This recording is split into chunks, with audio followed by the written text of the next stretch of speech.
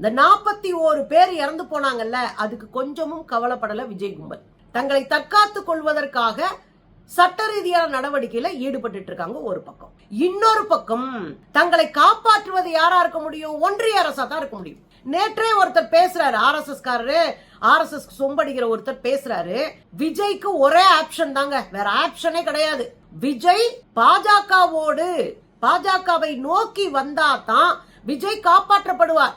விஜய் பாஜகவை நோக்கி வந்துட்டாருன்னா டெல்லி அவரை பார்த்துக்கிறோம், பாஜக அவரை காப்பாற்றும் என்று வெளிப்படையாக, இத மிரட்டலாவும் எடுத்துக்கலாம், கொக்கியாவும் எடுத்துக்கலாம், அதாவது தூண்டிலாவும் எடுத்துக்கலாம், எப்படி வேணாலும் நீங்க எடுத்துக்கோங்க. எனக்கு இது மிரட்டலா தான் தோணுது. விஜய மிரட்டி இருக்கு இந்த கும்பல். நான் உன்னை காப்பாத்துறேன், நீ எனக்கு சேவகம் பண்ண, அப்படித்தான் டீலிங்கே.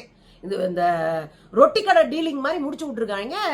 கடைசியில் நீங்க பார்த்தோம்னா வெளிப்படையாகவே இத பேசுறாரு பாருங்களேன். இப்போது ஏற்பட்டிருக்கும் நெருக்கடியில் இருந்து மீள விஜய்க்கு ஒரே ஒரு வழிதான் உண்டு. அவர் NDAவை நோக்கி நகர வேண்டும். அப்போது டெல்லி அவரை பாதுகாக்கும். இல்லையெனில் நீந்தி கரை சேர்வது விஜய்க்கு கடினம்.